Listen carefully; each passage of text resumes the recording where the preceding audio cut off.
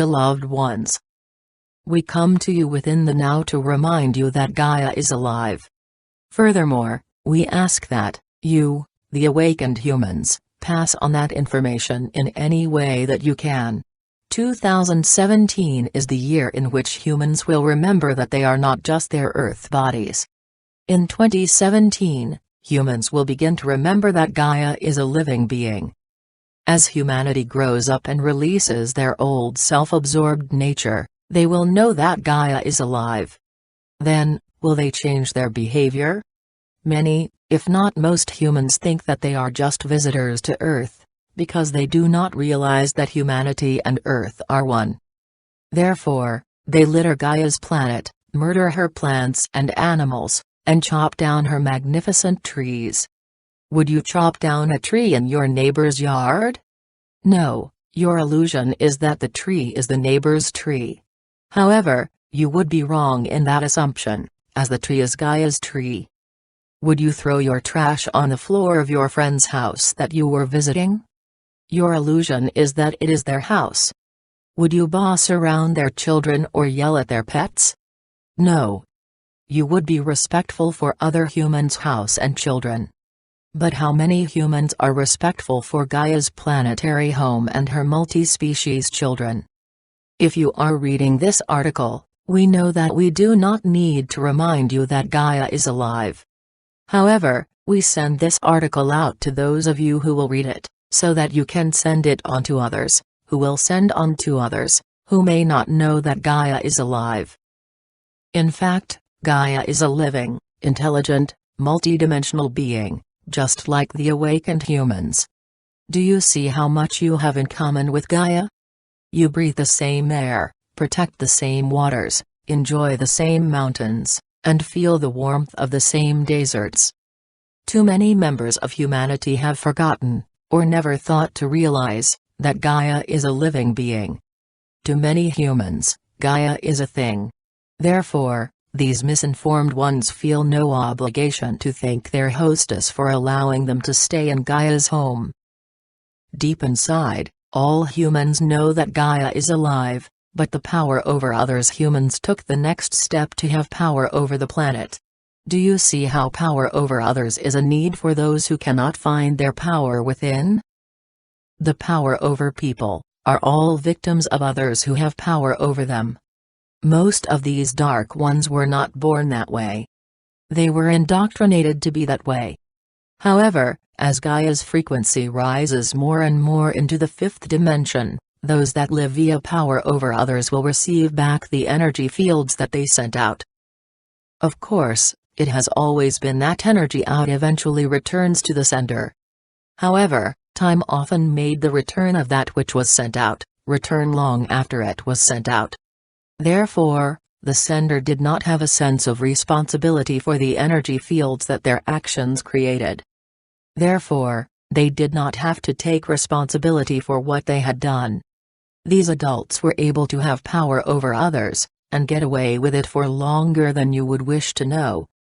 However, that scenario is about to change. As Gaia becomes more and more fifth-dimensional, the time between what goes out and when it returns is becoming shorter and shorter. Eventually, all energy that is sent out will simultaneously be sent to the sender. Gaia's energy out equals energy back operating system is much like a computer. It has no fear of consequences for actions, and no ability to change its own operating systems. Long ago, the Dark Ones broke the code for energy out equals energy back by implanting war, deaths, starvation, and slaughter of land, animals, and humans, that the original operating system crashed. Because the guardians of Gaia were involved fighting wars, trying to stop wars, and taking bribes from the Dark Ones, they did not notice the great suffering that surrounded them. How did the guardians become so corrupted? The answer is money and fear, and more money and fear. When they, as well as most of humanity, had no money, which was a creation of the Dark Ones, they were afraid for themselves and for their families. Then, because their consciousness was locked in fear, they could not find a solution. Fear serves as a braking system for your consciousness. When you are afraid, your entire body goes on defense, and you forget about an effective offense. The warriors for Gaia have been finding effective offenses, but it often cost them their lives. We want you to know that even though their death is tragic, they have planted the seed of hope. As long as there is even a hope of changing their lives for the better, the warriors for Gaia found the courage to support their planet. Often, all they could do was to hide them from the Illuminati's dark troops, but at least the warriors survived to serve another day. Then, day after day, and many more days after days, they fought the fight for truth and justice against the Illuminati's lies and injustice. Gradually, something unique began to occur among the protectors of Gaia. They began to see a reality that the Dark Ones could not even imagine. At first it was one person at a time that saw the vision, as it became to be known. However, the first ones to perceive this new reality were concerned that they just saw an illusion, and others would laugh at them if they shared their visions. But eventually, a few people could not wait any longer and decided that they must share what they were seeing. Then it happened. When one person finally shared their experience, another person had the courage to share theirs, and then another person and yet another person. Gradually, many puzzle pieces of visions were grounded on Gaia's land. These puzzle pieces were only visible to the same people who had expanded their consciousness enough to see the first visions. Then, in order to make their vision very clear, they created pictures of what they saw in their hearts and minds. These people became the vision seekers, who began to spur a sudden search for a vision within others. Eventually, all the vision seekers got the message to create a picture, model, musical piece, poem, and/or story about their visions. To everyone's surprise, when they put their personal, physically manifested, visions into one huge collage of many expressions, everyone could see the composite picture. You see, before the puzzle pieces were put together, everyone thought they were all separate pictures, of separate visions. But, as all the different expressions were laid out into one expression, everyone realized that they were all seeing the same picture, but from their own separate perceptions. When the pictures were no longer separate, all the separate perceptions flowed into the one picture of their one vision. It was then they realized that the pictures were formed by wavering layers of light flowing over, under, around, and through the composite expression. It was then that they realized that this composite formed a message, a light message.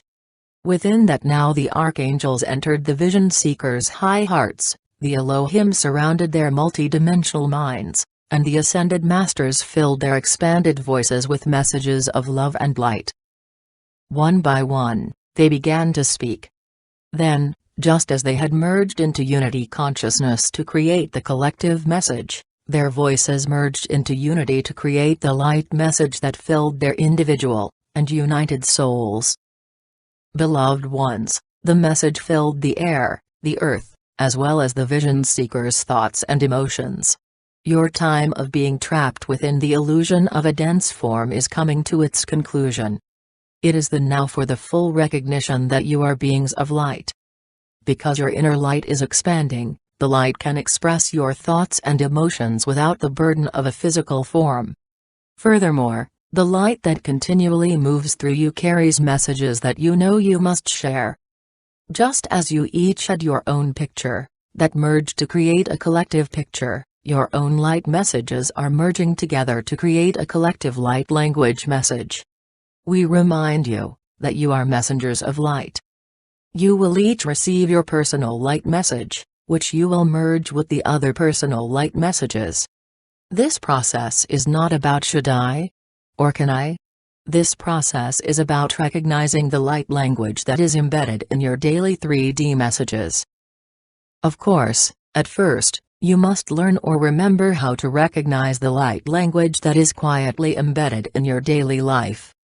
You may not recognize it yet because you forgot how to speak light language during your many physical embodiments on 3D Earth. Many of you have been in active duty serving Mother Gaia. Hence, you have taken Earth vessels on many different timelines of Gaia's long service as a third-dimensional planet. Now, you are remembering your true, multidimensional self who is also wearing an Earth vessel. If you fully remember your multidimensional self, while still wearing your Earth vessel, you will move into, and through, your ascension process. We have been concerned for our friends and family who have volunteered to take an Earth vessel, but now the tide has turned. You are remembering that you are light. Thus, you see light, you hear light, and speak light. This light is not bound by time or space. In fact, it is the very multidimensional light that first assisted you to unite in the unity consciousness, which began your great adventure. The lowest frequency of this light is the fifth dimension. Hence, this light, and light language, resonates to the now of the One. It is the connection of the timeless now which merges the many dimensions and frequencies of your multidimensional self into the one of your now. It is this higher dimensional light that blends your multidimensional mind with your throat, and your high heart. Via this connection you will quickly, or slowly, depending on your choice, begin to remember how to speak and understand light language.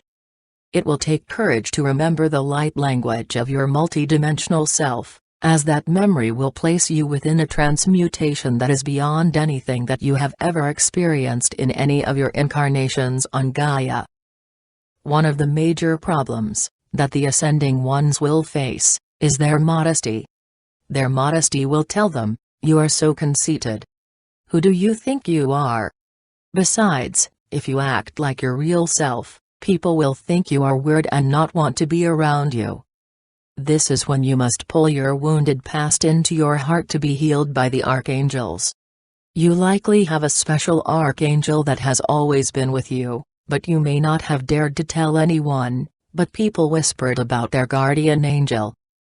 Allow yourself to continue remembering that you are a multidimensional being who is not limited to a humanoid shape. You have likely had many different shapes, as well as Earth vessels that you have taken during your many incarnations on Gaia. You may also remember the form of your fifth dimensional self on your galactic starship, and/or on your home world. It is the now for all of you to remember the many other expressions of your multidimensional self. Then you can merge all your multidimensional expressions of self into one being, so that you can greatly enhance your power of unconditional love and transmutation. Please remember that transmutation is not the same as transformation. With transformation, new elements and elementals, thoughts, and emotions, are added to a seemingly third-dimensional experience in order to push your consciousness over the edge into the fifth dimensional now. When you transmute your vessel, you don't add anything. Instead, you use the violet fire of transmutation to blaze the violet fire into light, light, light. In this manner you actually expand the resonance, the vibrational frequency of your body to resonate to the frequency rate of the fifth dimension and beyond. Blessings to all our dear vision seekers, and please remember that what you seek is what you will find. Therefore, seek inside yourself to find yourself.